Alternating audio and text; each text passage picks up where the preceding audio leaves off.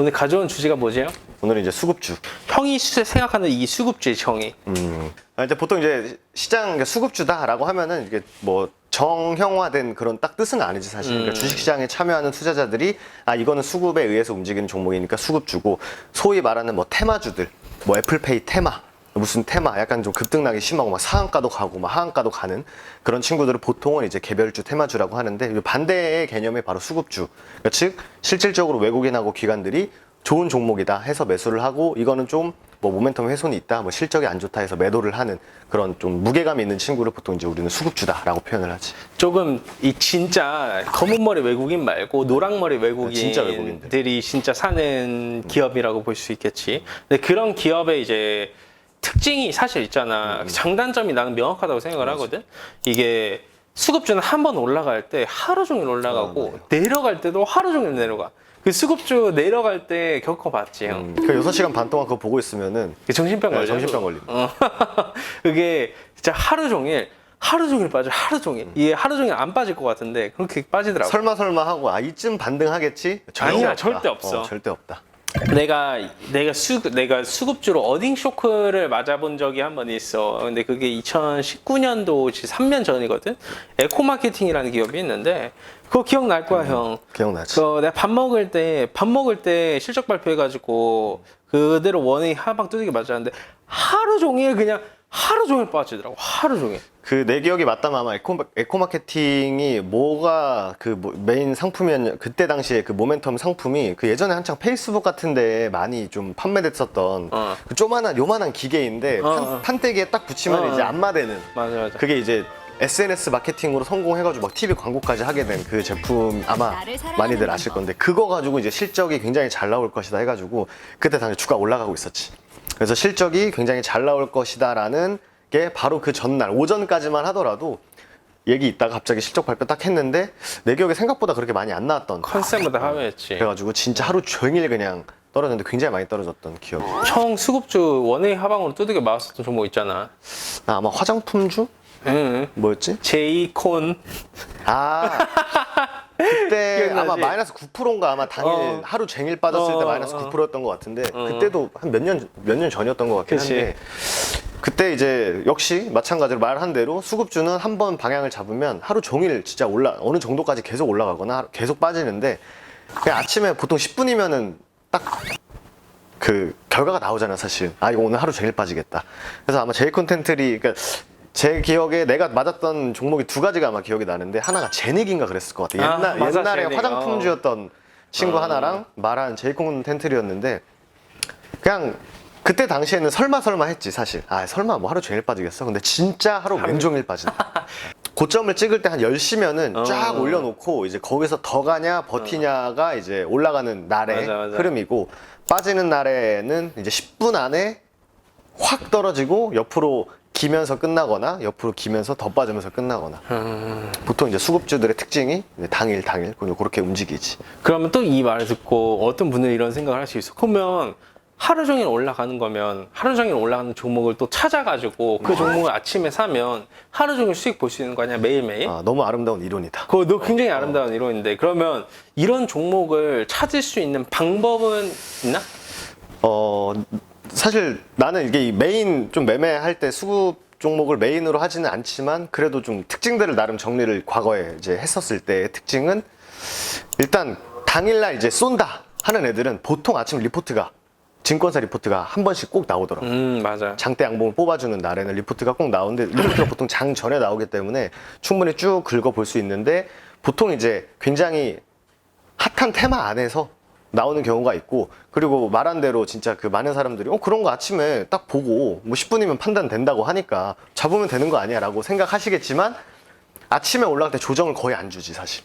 그러니까 외국인 기관들이 그냥 쭉쭉쭉쭉 끌어당기기 때문에 그걸 뭐 산다? 뭐 살 수도 있겠지만 현실적으로 많은 돈을 투입하기도 굉장히 어렵고, 그리고 그냥 좀 딥하게 들어갈 수밖에 없는데, 그 종목들마다 상승 한계치라고 해가지고 올라갈 수 있는 폭이 굉장히 정해져 있잖아요, 사실. 그러니까 예를 들어서 뭐 삼성전자가 상한가 가는 경우는 거의 없고, 뭐 LG 엔솔, 뭐 카카오 이런 친구들 상한가 가는 경우가 거의 없다 보니까 그 친구들이 뭐 이 정도 외국인 기관들이 매수를 하면은 보통 여기까지 올라간다라는 게 좀 정해져 있지. 보통 한 진짜 많이 올라가면 9에서 11%. 정말 많이 올라가면.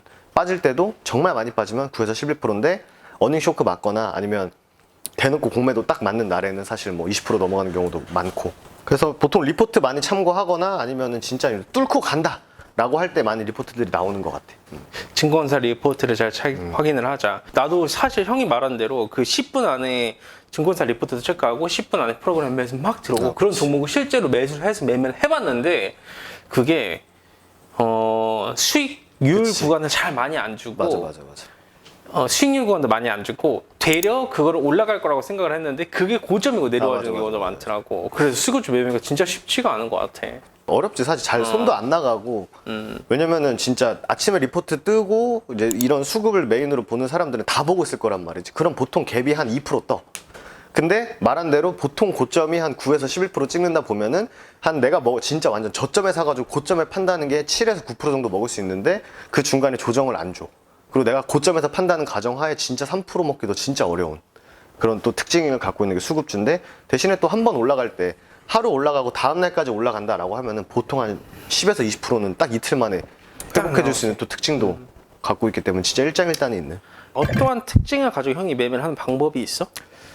이것도 약간 좀 딥할 수 있는데 보통 한 번에 모든 고지를 뛰어넘어 주진 않는 것 같아, 수급주가. 그러니까 우리가 보통 이제 주로 매매를 하는 테마주들은 막 10%, 20%, 30% 쭉쭉쭉 당겨줄 때 뭐 사실 어느 구간에서 막 나오잖아, 사실. 예측할 수 없는 곳에서 막 갑자기 반등했다가 꼬꾸라졌다고 하는데 수급주들은 예를 들어서 여기가 막 전고점이야. 그 주가 여기 붙어 있어. 그럼 이제 많은 사람들이 이거 넘어갈 수도 있겠다라는 판단하에 여기서 매매를 사실 많이 하잖아. 근데 이렇게 한번 넘겨주고 더 가겠다라고 하는 경우가 별로 없더라고. 그러니까 즉 고점에서 한번 넘겨주고 밑으로 한 바퀴 돌리는. 최근에 뭐 에코프로비엠도 그랬고 코스모화학도 그랬고 뭐 LNG 관련주들도 다 이런 흐름을 보였고 이거는 사실 좀 많이 좀 공식적으로 움직이는 게 아닌가. 그러니까 고점 한번 뚫고 밑으로 내려와서 돌아가는 이런 흐름들이 훨씬 더 많기 때문에 요 처음에 당하는 것만 아니면 요렇게 요때 좀 매수를 하는 그런 또 기질을 발휘하는 것도 좀 있을 것 같아. 이런 수급주들을 매매하기에 좋은 시장. 이런 수급주들 매매하기 좋은 시장. 상승장. 진짜 이거는 뭐 이거는 말할 게 없어요. 이 단어 하나로 끝낼 수 있다 내가. 상승장. 기다렸던 답변이지. 상승장에서만 수급주 매매하자. 하락장에서 수급주 매매하는 게 어려운 게 뭐냐면 특정 섹터의 수급 애들만 사실 올라가는 거 형 잘 알잖아. 그치. 그럼 그런 종목만 또 골라서 매매를 하면 되냐. 근데 생각보다 그 수급주의 반등 길이가 많이 안 나와. 그래서 먹을 수 있는 구간이 제한적이기도 하고 그런 수급주들은 대부분 신고가를 막 뚫고 올라가. 이수화학, 코스모화학, 코스모 신소재 실제 우리가 다 매매했었던 종목이고 포스코 케미칼도 우리가 다 매매했었던 종목이야.